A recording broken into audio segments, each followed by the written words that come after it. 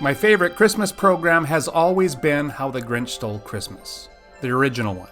It was probably the first Christmas program I ever saw. I watched it in black and white on our old Admiral TV, maybe in 1966. I'd like it to have been in 1966, since that was when it first aired, and it would have been cool to see it that first time, but I was 4, so maybe it was 67 or 68. But I loved it from day one. There was a stretch there where I liked National Lampoon's Christmas Vacation, just as much as The Grinch. But it never supplanted The Grinch as my favorite. There was something about that story that felt mythic. It was only 30 minutes, but it somehow felt weighty. And then I figured out why. There I was reading Beowulf with my English literature class, and it hits me. The Grinch is Grendel. I have no doubt that this is what Dr. Seuss was up to when he wrote The Grinch. He did study literature at Dartmouth and at Oxford. Apparently, he was planning on getting a doctorate in literature, but World War II broke up those plans. But there's little doubt that he studied Beowulf. The best evidence for this is all these parallels between the two stories, between How the Grinch Stole Christmas and Beowulf. And I'm not in any way bashing Dr. Seuss for riffing on Beowulf. It's great, and it's great how he did it. So let's look at these parallels between the Grinch and Grendel. For one thing, Grinch and Grendel, they sort of sound the same. First letters and all. Okay, that one might be a little lame, but there's more. It's time to get serious. Let's talk about rhythm. Both these stories are written in verse that have 4 beats per line. Although Beowulf doesn't rhyme like the Grinch does, and Grinch doesn't have this heavy alliteration like Beowulf does, the 4 beats, that's a thing. And both the Grinch and Grendel live outside the community. The Grinch lives outside Whoville. Every Who down in Whoville liked Christmas a lot, but the Grinch, who lived just north of Whoville, did not. Grendel too lives outside the human community. Hrothgar, the warrior king of the Danes, built this beautiful mead hall that he called Heorot. Heorot was the center of the community. There was this big fire in there, and Hrothgar's throne, and benches upon which all the warriors would sit. And it was in the mead hall that rings were given, and stories were told, and mead was consumed in copious amounts. And a lot of the times the warriors slept there. It was very much a community place. But Grendel wasn't part of Heorot. Here's the passage from Beowulf that describes his living arrangements. Grendel was the name of this grim demon, haunting the marches, marauding round the heath and the desolate fens. He had dwelt for a time in misery among the banished monsters, Cain's clan, whom the Creator had outlawed and condemned as outcasts. By the time our story starts, Grendel is living in a marsh den on the desolate fens. So both Grendel and the Grinch are outcasts. The live-action film from 2000 gives us a more sympathetic version of the Grinch. In order to make a 2-hour movie, they decided to add a bunch of stuff, and they delve into the Grinch's backstory. They explore his childhood experiences and the reason behind his disdain for Christmas. Apparently, he was ridiculed by the Whos for being different and was emotionally scarred at Christmas time. Oh, and the Whos, they dump all their Christmas garbage on his mountain. In this iteration of Seuss's Christmas story, the Grinch isn't the bad guy here. He's the victim. This kind of thing is all the rage these days. And we like to take traditional bad guys and make them into victims, and take the good guys and make them into the bad guys. We're really uncomfortable with the category of evil. But Grendel and the original Grinch were mostly evil. And so neither of those stories give us a sympathetic monster. They do bad things because they are mostly bad. And not because the Whos were mean to them, or the Danes. They were the mean ones. Another important similarity is that the Grinch and Grendel both attack the community. And they both do it at night, while everybody is sleeping. All their windows were dark. No one knew he was there. All the Whos were all dreaming sweet dreams without care. When he came to the first little house on the square. Unlike the Grinch, Grendel doesn't attack Heorot just once. The first time the Danes were sleeping soundly and Grendel sneaks in and just destroys 30 men. And then he keeps coming back night after night. And there was nothing they could do to stop him. So the warriors just left Heorot, and the greatest of all mead halls stood abandoned for years. But from far away, Beowulf, the greatest of the Geat warriors, heard of Heorot's plight. and he decided to come and help the Danes to rid their land of the menace named Grendel. With a boat full of his men, Beowulf goes to Daneland, and he vows to spend the night in Heorot and see what happens. Oh, and he vows to fight the monster barehanded. This is a description of Grendel making his final visit to Heorot. Off the moors, down through the mist bands, God-cursed Grendel came greedily loping. The bane of the race of men roamed forth hunting for prey in the high hall. Spurned and joyless, he journeyed on ahead and arrived at the bawn. The iron-braced door turned on its hinges when his hands touched it. Then his rage boiled over. He ripped open the mouth of the building, maddening for blood, pacing the length of the patterned floor with his loathsome tread, while baleful light, flame more than light, flared from his eyes. So both Grendel and the Grinch attack the community as it sleeps.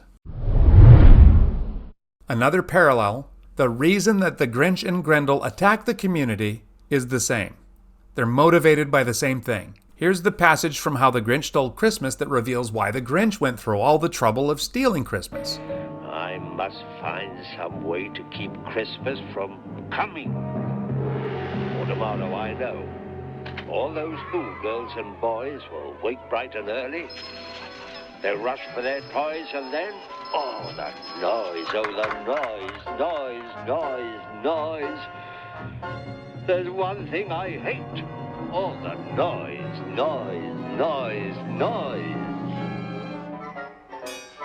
The who's young and old will sit down to a feast.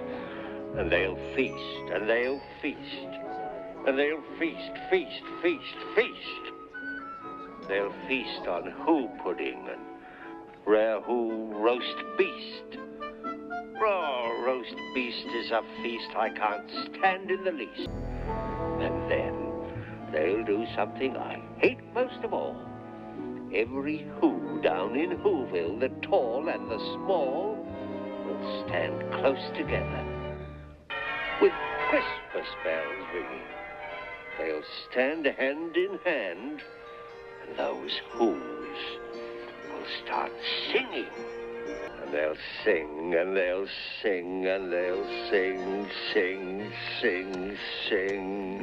And the more the Grinch thought of this Who Christmas Sing, the more the Grinch thought, I must stop this whole thing. Why, for 53 years I put up with it now. I must stop Christmas from coming.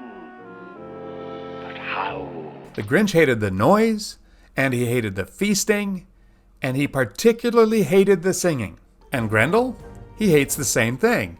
This passage describes Grendel's attitude toward the goings-on in the mead hall Heorot. It harrowed him to hear the din of the loud banquet every day in the hall, the heart being struck in the clear song of a skilled poet telling with mastery of man's beginnings, how the Almighty had made the earth a gleaming plain girdled with waters.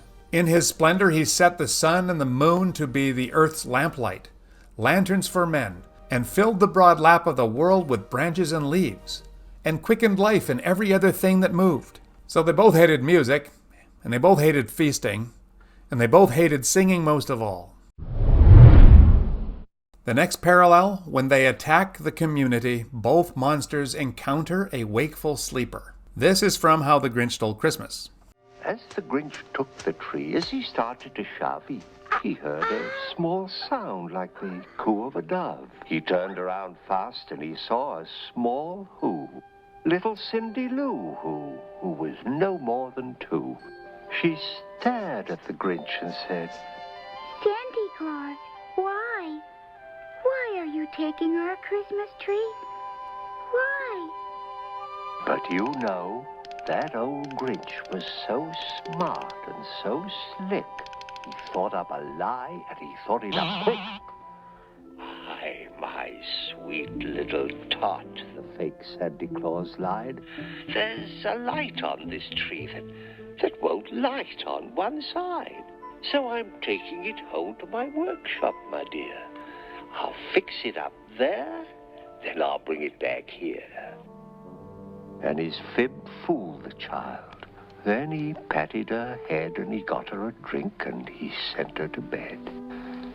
Grendel encounters a wakeful sleeper as well on his last visit to Heorot. But he finds Beowulf a little harder to deal with than the Grinch found Cindy Lou. Grendel grabbed and mauled a man on his bench, bit into his bone lappings, bolted down his blood, and gorged on him in lumps, leaving the body utterly lifeless, eaten up hand and foot. Venturing closer, his talon was raised to attack Beowulf where he lay on the bed. He was bearing in with open claw when the alert heroes come back and armlock forestalled him utterly. The captain of evil discovered himself in a hand grip harder than anything he had ever encountered in any man on the face of the earth. Every bone in his body quailed and recoiled, but he could not escape. He was desperate to flee to his den and hide with the devil's litter, for in all his days he had never been clamped or cornered like this. Things don't go too well with Grendel. Beowulf won't let go of his wrist, and in the end, Grendel flees into the night only after having his arm ripped off at the shoulder. He runs off back to his lair to die.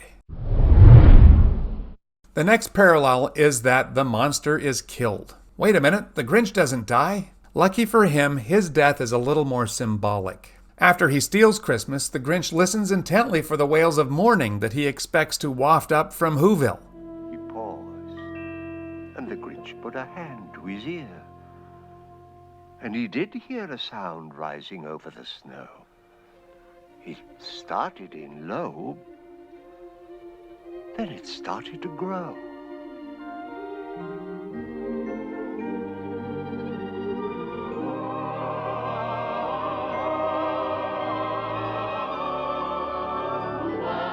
But this sound wasn't sad.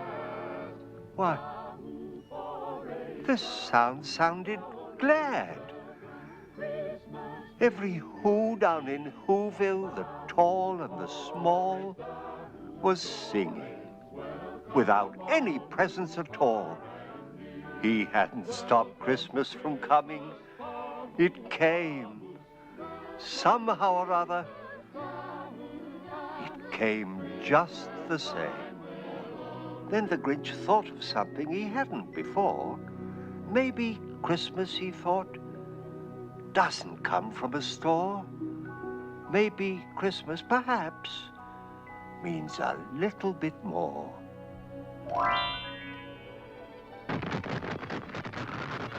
And what happened then? Well, in Whoville, they say that the Grinch's small heart grew 3 sizes that day. And then the true meaning of Christmas came through, and the Grinch found the strength of 10 Grinches, plus 2.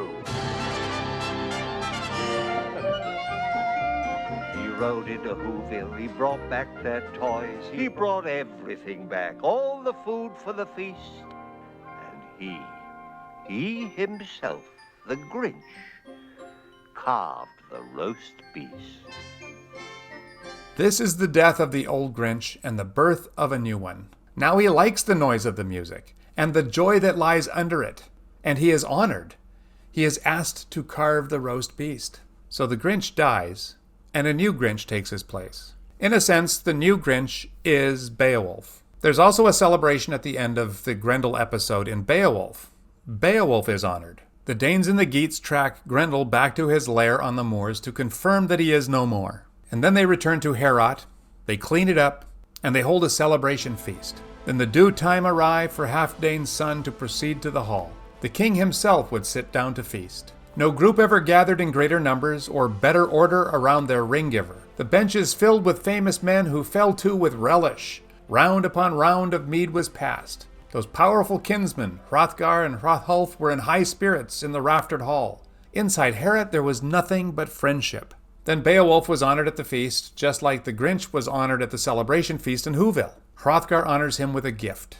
Then Hrothgar presented Beowulf with a golden standard as a victory gift, an embroidered banner, also breastmail and a helmet, and a sword carried high that was both precious object and token of honor. And then the king adopts Beowulf into his heart as a son. Like the Grinch, Beowulf is incorporated into the Danish community. There's one more parallel that I want to discuss. In both stories, there is a tension in the relationship between pagan culture and Christianity.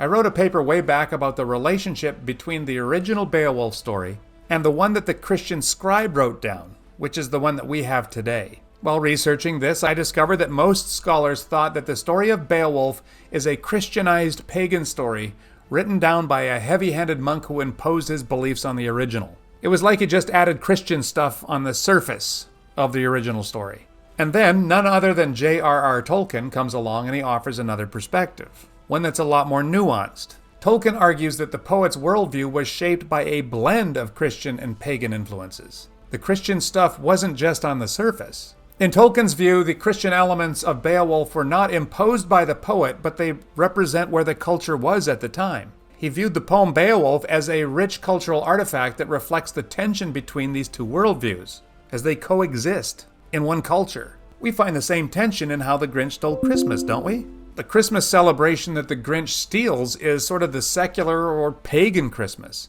The Who's down in Whoville seem to tell their children about Santa Claus dressed in a red suit with a sleigh and a reindeer. There's Christmas trees and presents and the big Christmas dinner. It's got nearly every element that we find in National Lampoon's Christmas Vacation, except for the Christmas bonus. So there's all these pagan elements, but pushing up against it is the Christian understanding of Christmas, which is all about the incarnation of Christ. When all these things are stolen, Christmas still comes, because it's not about these superficial, secular pagan things. It's about something else. Something that has the power to enlarge the Grinch's heart 3 sizes in one day, that turns him from a Grendel to a Beowulf. And that's the part about Christmas that you just can't steal. So this story, too, wonderfully embraces the tension that we experience at Christmas time in our culture. Thank you. Merry Christmas, and we'll see you next time.